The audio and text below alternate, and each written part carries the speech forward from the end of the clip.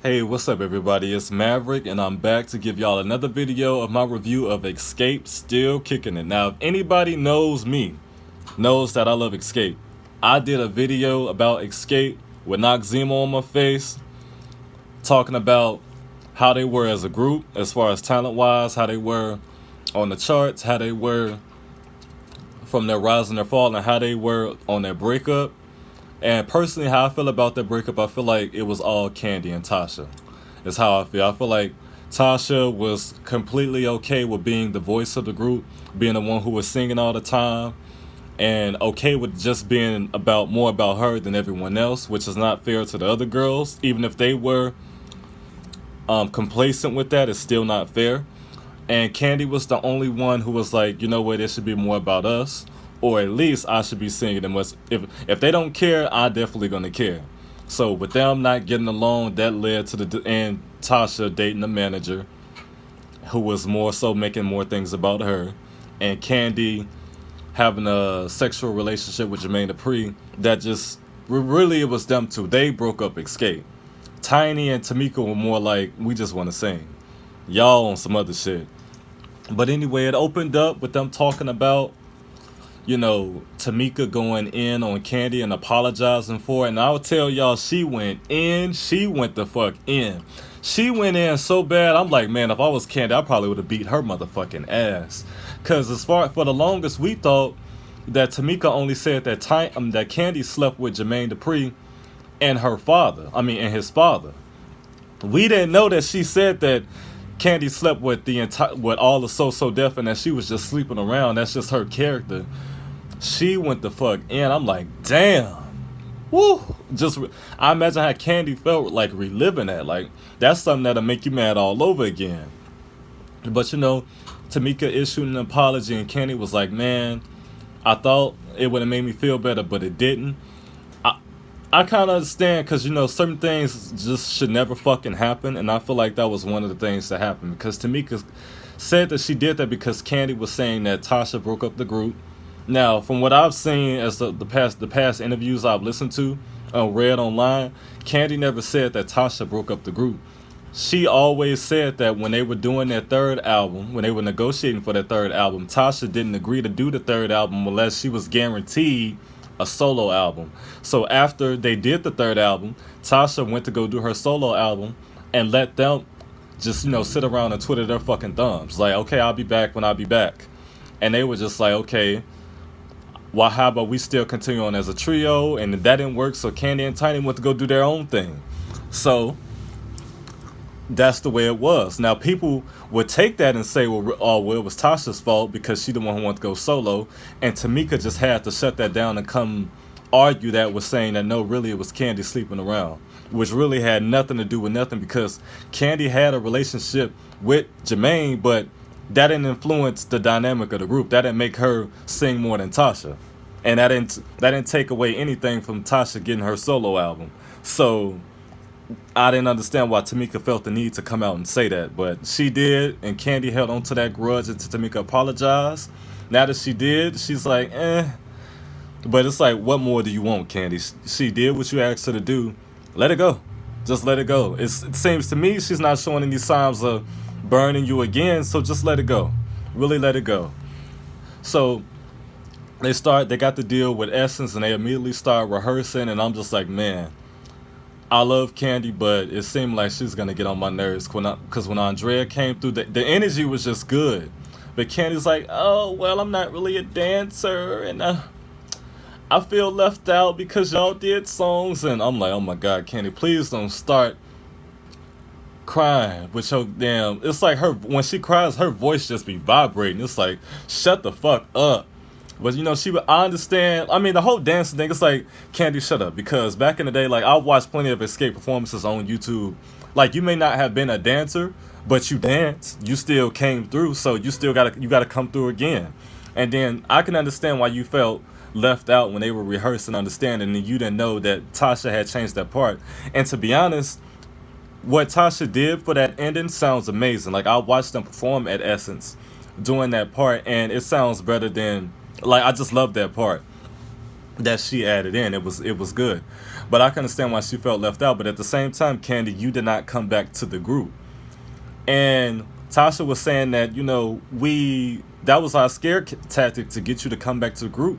But sometimes you gotta, in life, you gotta be very careful when you bluff. Because sometimes a motherfucker gonna call your bluff. And that could be anything. Like certain people, like for me, don't challenge me because I'm an answer to it. So if I was Kandi, I probably would have signed that shit too. Because from her perspective, I'm looking at it like, well, when they broke up, they most likely broke up with bad blood, haven't spoken since then. So when she received that leaving member notice or whatever the fuck it was, she probably was like, man, they probably really want me gone, so bye. I can see why she could have felt that, considering how the way they left things off. But I believe Tasha when she said that wasn't them really trying to kick her out. That was them trying to get her to come back. Because I feel as though, Kandi, after you wrote your songs and after you went solo and your solo thing really didn't work out, I feel like you should have came back to the group. Or somehow, some way. But hopefully that would be explored in this season. But she was really getting on my nerves, acting like she didn't want to fucking dance. Like, come on now. This ain't about I'm not a good dancer. It's about we. Everything is we and us. There's nothing else. Furthermore, they talked about Jermaine doing this unauthorized biopic, and that's really why Kandi was being back in talks with Tasha and Tameka, because she didn't want this movie to come through. She never really wanted to be back in the group. She just wanted to do like a couple shows and to be on the same page as far as this movie. But at the same time, Kandi, that's selfish of you, because Tiny, Tasha, and Tameka all want to be in the group. They want they want that old thing back. And the fans want that old thing back too. So for you to be saying that, I was only just fucking with y'all to make sure the movie business was done right and to do 2 shows for the fans, that was very selfish. It really was. And I was disappointed to hear you say that, because as an Xscape fan, I want them back as well. So I'm glad that they are back. But if she really would have pulled that whole shit, Kandi would have lost some points for me. She really would have lost some points for me. Now, as far as because the big clash of this episode was them deciding on what the set list should have been. Now, me personally, the set list, I personally feel as though, why not just have a certain, because I don't like watching people perform like on their tour dates, and every different date they're performing the set list the same way. Like when I watch SWV, it's like they're gonna open up with Anything, I'm So Into You, Right Here, then they're gonna do a couple other songs, and then they're gonna close out with Weak. Like, that is so boring. I can't tell y'all how many times I watch videos of them doing that dumb shit. Like, come on, mix it up. Just put that damn set list on shuffle and whatever.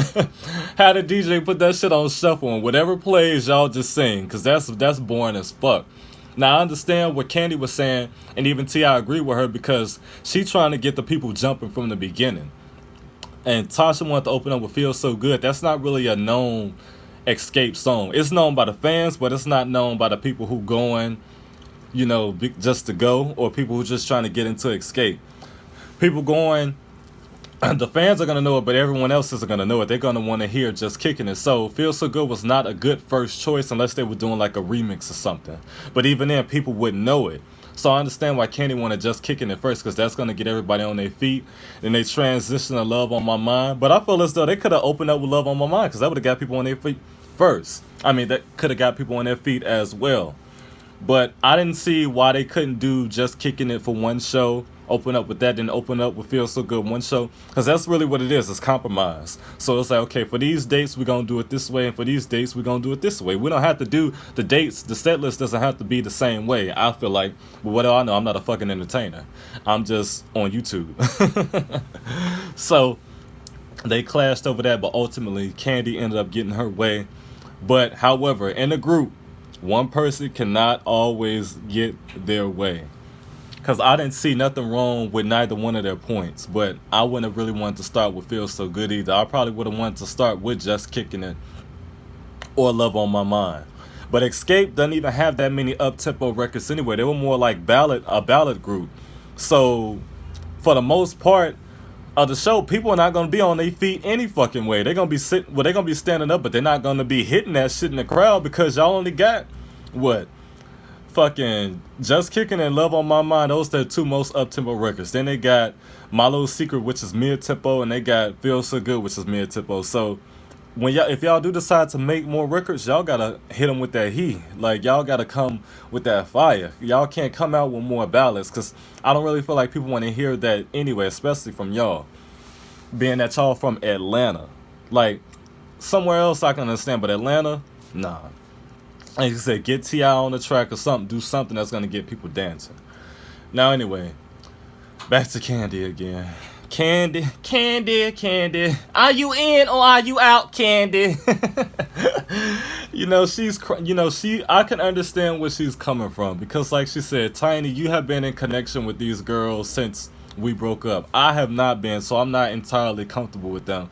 But I feel like Tiny isn't gonna have, like, she's not gonna have her name attached to them, and she doesn't trust them.